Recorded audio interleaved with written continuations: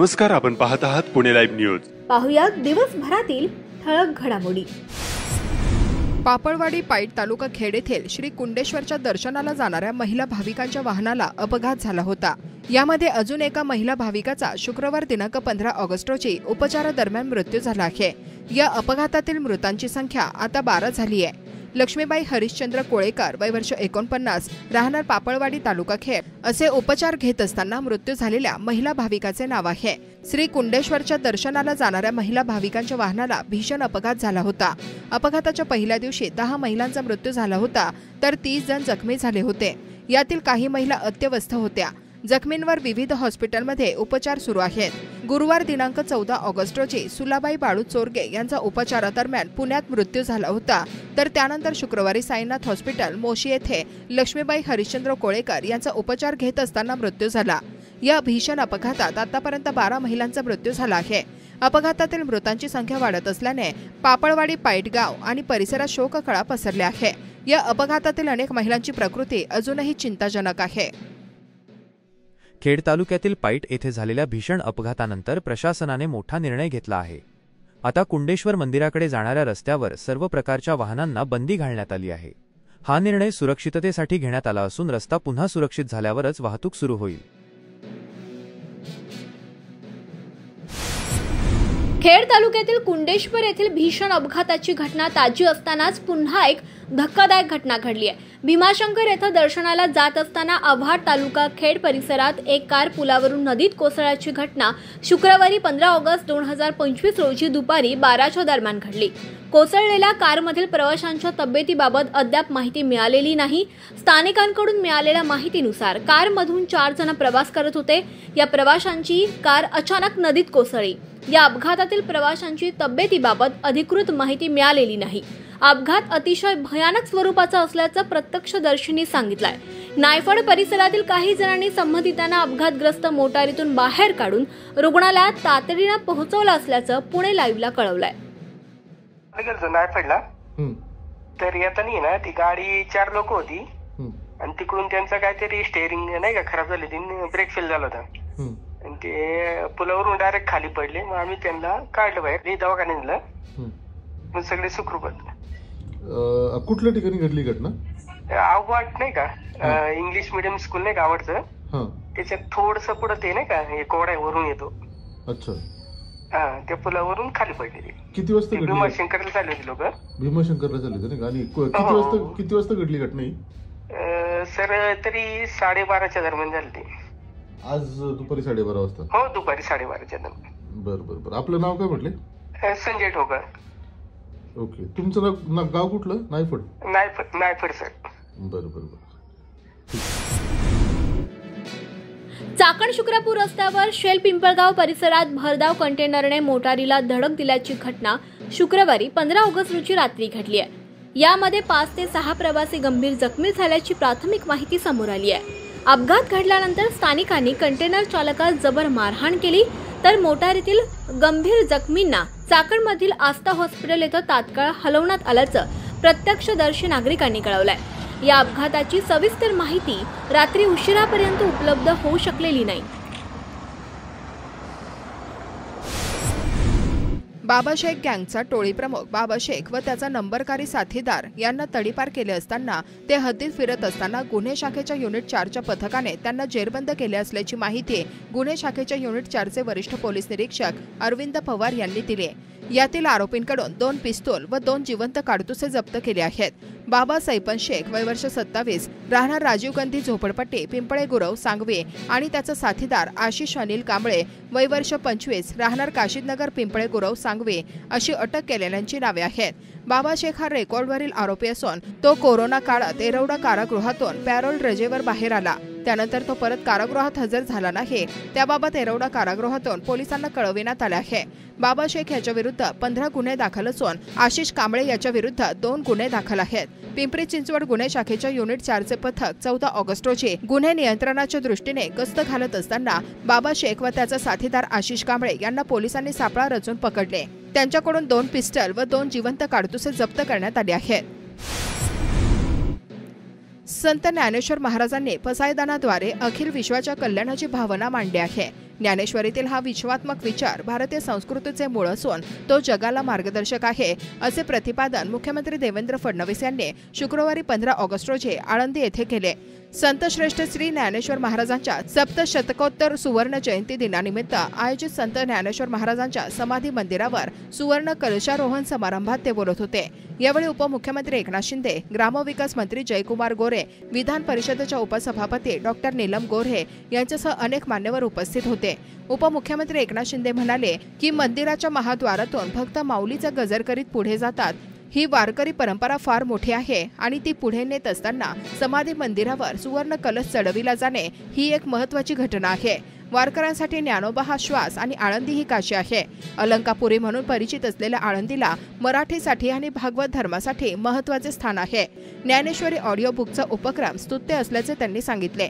ज्ञानेश्वरीतील ओव्यांच्या 2 ते 3 मिनिटांच्या audio clip तयार करून पुढच्या पिढीपर्यंत हा विचार अधिक प्रभावीपणे पोहोचवावा असे आवाहनही त्यांनी केले.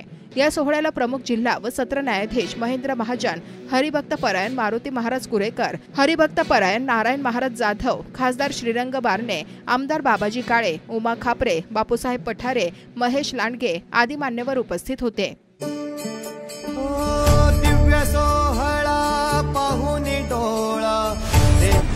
औद्योगिक क्षेत्रात सुरक्षित वातावरण निर्माण व्हावे, कायदा सुव्यवस्था कायम राहावी यासाठी चाकण व महाळुंगे MIDC ठाण्यांचे विभाजन करून 2 स्वतंत्र पोलीस ठाणे निर्माण करण्यात आले. आता चाकण औद्योगिक क्षेत्रासाठी स्वतंत्र परिमंडळ निर्माण करण्याचे पिंपरी चिंचवड पोलीस आयुक्तालयाकडून प्रस्तावित आहे. पुणे शहर व ग्रामीण हद्दीतील पोलीस ठाणे मिळून 15 ऑगस्ट 2018 रोजी पिंपरी चिंचवड पोलीस आयुक्तालय अस्तित्वात आले. टप्प्याटप्प्याने नवीन पोलीस ठाण्यांची निर्मिती झाली. त्यामध्ये महाळुंगे MIDC, शिरगाव, रावेत, बावथन, काळेवाडी, दापोडी, संत तुकाराम नगर, सायबर आदी ठाण्यांचा समावेश आहे. त्यामुळे पोलीस ठाण्यांची संख्या 23 वर पोहोचली आहे. अधिकारी कर्मचाऱ्यांची संख्याही वाढली आहे. पोलीस आयुक्तालयाने औद्योगिक नगरी पिंपरी चिंचवडसह चाकण औद्योगिक क्षेत्रातील सुरक्षिततेवर लक्ष केंद्रित केले आहे. औद्योगिक क्षेत्रात पोलीस ठाण्यांची संख्या वाढविण्याचे नियोजन आहे. त्याबाबतचा प्रस्ताव आयुक्तालयाने शासनाकडे सादर केला आहे. श्रावणी सोमवार निमित्त सोमवारी कल्याणमधील एक वृद्ध महिला आपल्या कुटुंबियांसमवेत पुणे जिल्ह्यातील खेड तालुक्यातील भीमाशंकर येथे शिवशंकराच्या दर्शनासाठी आली होती. मंदिरासह परिसरात भाविकांची अलोट गर्दी होती. या गर्दीतून दर्शन रांगेतून डाकीना शिवशंकराचे दर्शन घेत असताना वृद्ध महिलेच्या हातामधील 80,000 रुपये किमतीची सोन्याची बांगडी चोरीला गेली आहे. राजाबाई शिवाजी कदम, वय वर्ष 75, राहणार कल्याण, या आपल्या कुटुंबियांसमवेत सोमवारी 11 ऑगस्ट रोजी श्रावणी सोमवार निमित्त भीमाशंकर येथे शिवशंकराच्या दर्शनासाठी पहाटेच्या वेळेत गेल्या होत्या. दर्शनासाठी मंदिराबाहेर लांब लचक रांग होती. मंदिरातून दर्शन घेऊन बाहेर आल्यानंतर सुस्थितीत झाल्यावर राजाबाई कदम यांना आपल्या डाव्या हातामधील सोन्याची बांगडी गायब असल्याचे आढळले. श्रावणात भीमाशंकर येथे राज्याच्या विविध भागातून भाविक दर्शनासाठी येतात. त्यामुळे या भागात भुरट्या चोरांचा नेहमीच उपद्रव होत असल्याच्या भाविकांच्या तक्रारी आहेत. पाकिटमार, मोबाईल चोरी, महिलांच्या हातामधील पैशांचे बटवे गहाळ करण्याचे प्रकार या भागात श्रावण महिन्यात अधिक होतात असे भाविक सांगतात.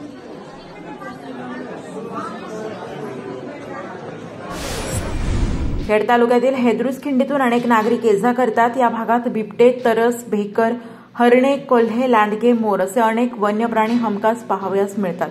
अत्यंत घनदाट जंगलातून असलेल्या या खिंडीत जीव मुठीत धरूनच प्रवास केला जात आहे. मात्र या खिंडीत असलेले एक देवस्थान वाटसरू आणि प्रवाशांचे रक्षण करतो अशी अनेकांची भावना आहे. येथे असलेले गोंदू बाबा देवस्थान रक्षण करत असल्याचे नागरिक सांगतात.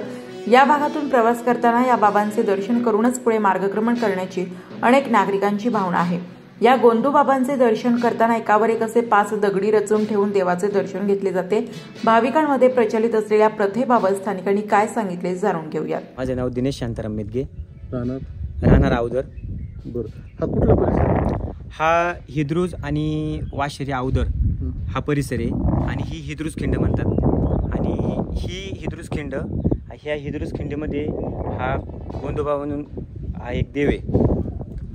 ह्या देवाचं असं आहे की हा देव एकदम विसाव्याला येऊन बसलेला आहे. विसाव्याला येऊन बसलेला देव आहे. त्याच्यापासून काही कोणाला त्रास नाही, काय नाही, काय नाही. हा देव एवढा भारी आहे की जे मागणं करतो ते मागणं पूर्ण होतं. ही दगडी रस्त्यात ही एक मनाचे भाव आहेत की जे आपण जर ते एक उभरण लावतो तर ती ही अशी दगडांची उभरण लावते का त्याच्यापासून आपल्याला एक मनाचा भाव करतो की आपण याच्यामध्ये आपली प्रार्थना देवाने ऐकली, ही पूर्ण झाली, हे याच्यामध्ये एवढं मला समजतं. खेड तालुक्यात आळंदी येथे सुवर्ण कलश समारंभासाठी राज्याचे अर्धा डझन मंत्री, मुख्यमंत्री, उपमुख्यमंत्री आले होते. मात्र याच खेड तालुक्यात नुकत्याच पाईट या ठिकाणी झालेल्या भीषण अपघातात आजपर्यंत 12 महिलांचा मृत्यू झालेला असताना याचे गांभीर्य कोणीही लक्षात घेऊन भेट दिलेली नाही. विशेष करून ग्रामविकास मंत्री देखील खेड तालुक्यात उपस्थित होते, परंतु याबाबत त्यांनी देखील भेट देण्याचे सौजन्य दाखवले नसल्याची खंत व्यक्त होत आहे. समुद्र सपाटीपासून खेड तालुक्यातील सर्वात उंच ठिकाणी 51 फुटी उंचीचा भगवा ध्वज अनावरण सोहळा आनंदात संपन्न झाला. खेड तालुक्यातील राजगुरुनगर शहरापासून 5 किलोमीटरच्या अंतरावर असलेल्या मौजे जवळके खुर्द तालुका खेड येथे ग्रामदैवत श्री भैरवनाथ महाराजांचे मुख्य ठाणे येथे गावातील युवा वर्गाच्या सहाय्याने 51 फूट उंचीचा भगवा ध्वज उभारण्यात आला. त्याचबरोबर पर्यावरण होणारी हानी लक्षात घेऊन त्या ठिकाणी सुमारे 50हून अधिक वृक्ष लागवड करण्यात आली. यावेळी गावातील शेकडो युवक आणि महिला उपस्थित होत्या. खेड तालुक्यात कृष्ण जन्मोत्सवाचे विविध मंदिरांमध्ये व घरोघरी जल्लोषात स्वागत करण्यात आले.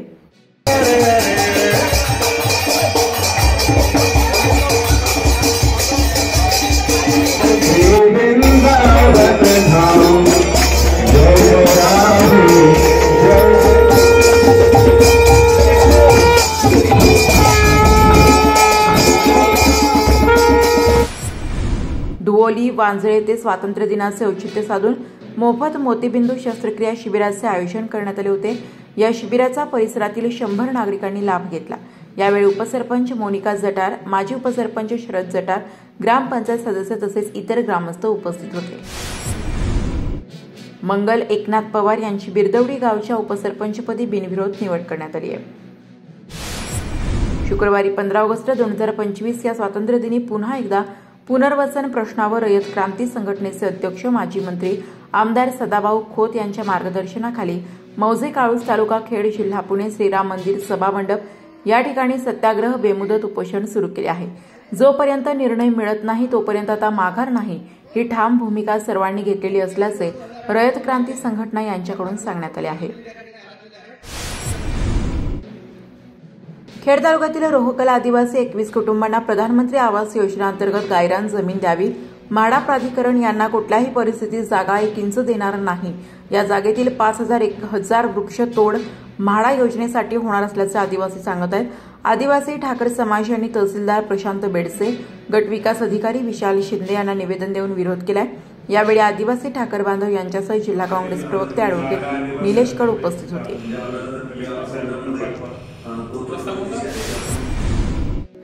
महाराष्ट्र राज्य ग्रामीण जीवनोन्नती अभियान कक्ष पंचायत समिती खेड अंतर्गत श्री शक्ती महिला प्रभाग संघाची वार्षिक सर्वसाधारण सभा वाडा तालुका खेड येथे संपन्न झाली. याप्रसंगी आमदार बाबाजी काळे यांच्या पत्नी वैशाली बाबाजी काळे, माजी जिल्हा परिषद सदस्य तनुजा घनवट यांच्यासह मान्यवर उपस्थित होते.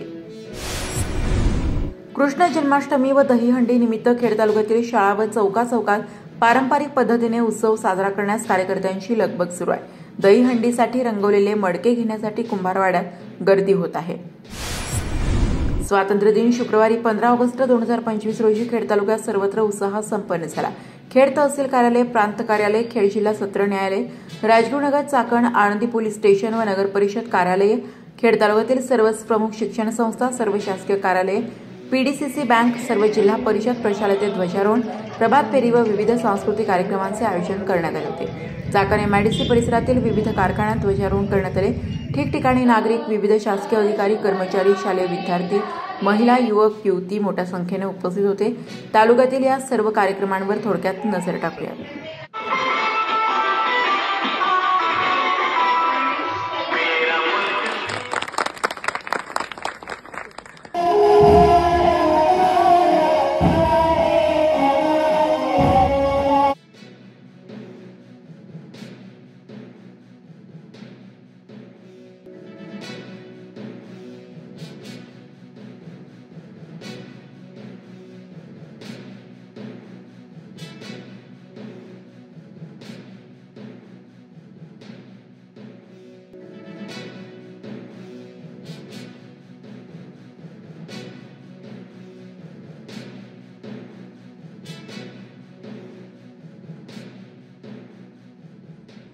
सर्व पदाधिकारी ग्रामस्थ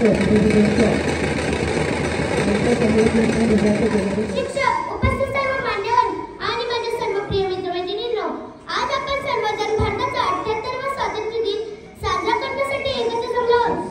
रंगांचा आभाळी आज सजला. नतमस्तक त्या सर्वांना ज्यांनी भारत देश घडविला. तुम्हा सर्वांना प्रथमतः प्रजासत्ताक दिनाच्या खूप खूप शुभेच्छा. नमस्कार, आपण पाहत आहात पुणे लाईव्ह न्यूज.